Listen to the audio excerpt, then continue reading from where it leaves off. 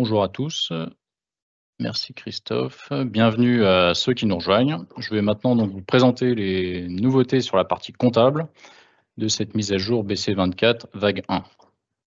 Alors au cours de cette présentation, nous allons balayer 5 nouvelles fonctionnalités. Dans un premier temps, une amélioration du module de consolidation avec l'ajout d'un unique point d'entrée pour gérer les taux de change. 8 nouveaux layouts Excel sont mis à disposition par Microsoft. Nous verrons aussi l'intégration de Copilot dans le module de rapprochement bancaire.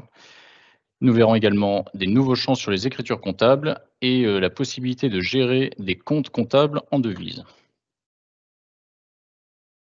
Alors tout d'abord, sur le module de consolidation, Microsoft a ajouté un unique point d'entrée pour contrôler et gérer vos taux de change avant de lancer le traitement de consolidation. Donc cet unique point d'entrée est accessible à partir de la page centre de profit, taux de change, et ici vous pouvez retrouver les différents taux de change utilisés, les mettre à jour avant de lancer vos traitements de consolidation. Les nouveaux layouts Excel, donc je vous ai dit qu'il y en avait 8, donc on peut les retrouver en utilisant la recherche en haut à droite, en tapant Excel, et donc ces nouveaux layouts concernent la balance client, la balance fournisseur, les balances AG clients et fournisseurs et les top lists des clients et fournisseurs. Alors si on regarde visuellement ce que ça donne, donc ça se présente sous la forme d'un tableau croisé dynamique, ce qui est très intéressant pour avoir une analyse plus fine des données. Vous pouvez ainsi filtrer vos données, vos rapports par code département, par toutes les dimensions qui sont disponibles sur vos écritures. Par ailleurs, Microsoft a ajouté dans les différents onglets du rapport les sources de données, ce qui vous permet de poursuivre l'analyse directement dans le rapport sans avoir à faire des allers-retours dans Business Central. Je vais maintenant vous présenter l'intégration de Copilot dans le rapprochement bancaire. Alors, je vais dans la page des états de rapprochement, je vais créer un nouvel état de rapprochement, je renseigne le compte bancaire, je saisis la date de relevé, donc qui va être le 31 janvier. Je vois que sur la partie droite, j'ai le détail des écritures compte à banque pour cette période. Je vais maintenant intégrer le relevé bancaire, ce qui va me mettre à jour la partie gauche avec toutes mes écritures de relevé bancaire. Je vais lancer le traitement de correspondance automatique qui est standard dans Business Central, qui n'est pas nouveau. Je renseigne un délai de carence. Voilà, donc 3 lignes ont été rapprochées sur un total de 7. Donc ça, c'est le traitement qui existait déjà. Il ne me permet pas de rapprocher énormément de lignes. Donc je vais dérapprocher, supprimer les correspondances sur ces lignes et je vais lancer maintenant le rapprochement avec Copilot. Donc vous avez un nouveau bouton en haut pour faire cela. Donc le système me génère des propositions. Et donc je vois qu'avec la correspondance automatique, j'ai mes 3 lignes que j'avais rapprochées tout à l'heure. Et en plus, grâce à Copilot, j'ai 2 lignes supplémentaires qui sont rapprochées. Et j'ai le détail en dessous. Donc elles concernent des encaissements clients. Et en fait, le système a été capable de retrouver pour une ligne de relevé plusieurs lignes de compte à banque correspondantes grâce aux informations qui sont stockées sur les écritures comptables et grâce au montant, au cumul des montants. Donc il va chercher de manière intelligente des informations, là où avant on avait simplement un automatisme. Je conserve ces propositions, donc mes lignes sont rapprochées, et donc je vois qu'il me reste 2 lignes sur ma partie gauche, donc 2 lignes de relevé bancaire qui ne sont pas rapprochées. Et sauf que j'ai plus rien dans ma partie comptabilité à droite. Donc il s'agit de lignes qui n'ont pas encore été saisies en comptabilité. Donc je vais d'abord devoir compléter ma comptabilité avant de faire le rapprochement. Donc je sélectionne mes 2 lignes. Auparavant, vous aviez cette fonction de transférer vers feuille comptabilité qui était un petit peu longue.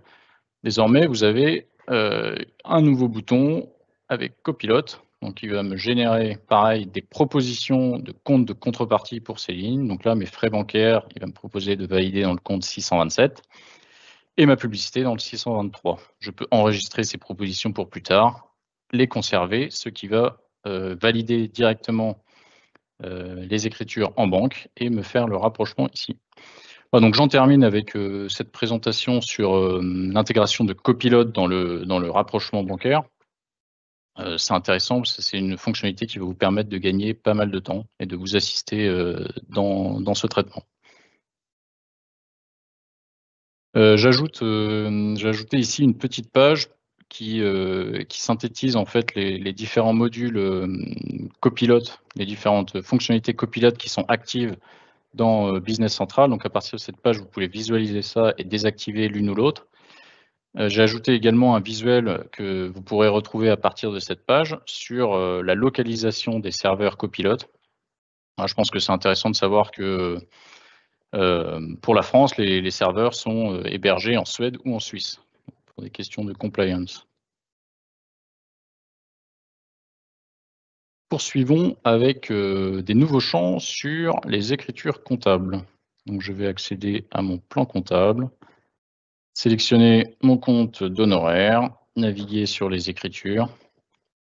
Je vais filtrer par date pour avoir une progression. Et donc, je vois que j'ai un nouveau solde en fait qui s'appelle le solde courant qui me présente un solde cumulé à date. Donc, en fait, le 10 avril, qui est la date de ma dernière écriture, j'ai le solde cumulé à cette date. Si je filtre dans l'autre sens, donc pour avoir l'écriture la plus récente en premier, le solde courant ne bouge pas. C'est bien la date qui est ma référence.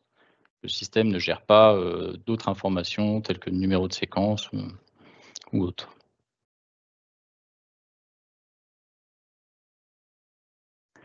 Alors également sur les écritures comptables, nous avons deux nouveaux champs. Il s'agit du code devise d'origine et du montant devise d'origine.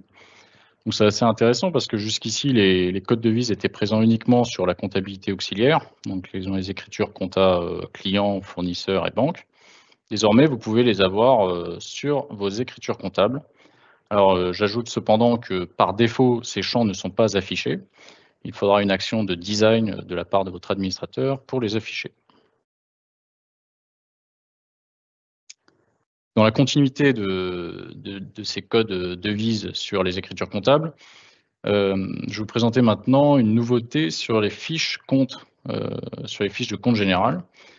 Microsoft a ajouté un onglet, donc réévaluation, qui permet de gérer des comptes en devises. Donc vous pourrez paramétrer soit la même devise, soit il peut être utilisé dans de multiples devises. Et on peut paramétrer un code devise par défaut par compte.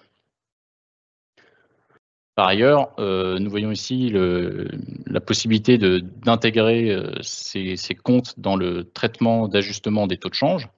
Donc c'est quelque chose qui sera possible, mais dans des versions ultérieures de Business Central. Ce n'est pas prévu dans cette mise à jour BC24 vague 1.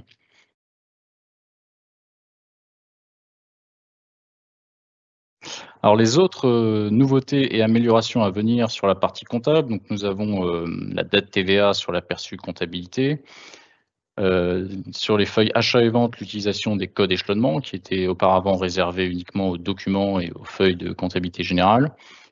Nous avons également la possibilité de valider des écritures employées en devises et enfin une petite modification sur la déclaration d'échange de biens puisque on a désormais le pays d'origine avec le code de traçabilité en automatique. Dans les prochaines mises à jour, quelques fonctionnalités intéressantes à venir. Donc, comme je vous en ai déjà parlé, la réévaluation des comptes comptables en devises. Le remplacement, enfin la mise à jour de la déclaration d'échange de biens, qui va être remplacée, la fonctionnalité actuelle qui va être remplacée par une nouvelle extension. Et enfin, la possibilité de personnaliser vos modèles clients et articles dans Shopify.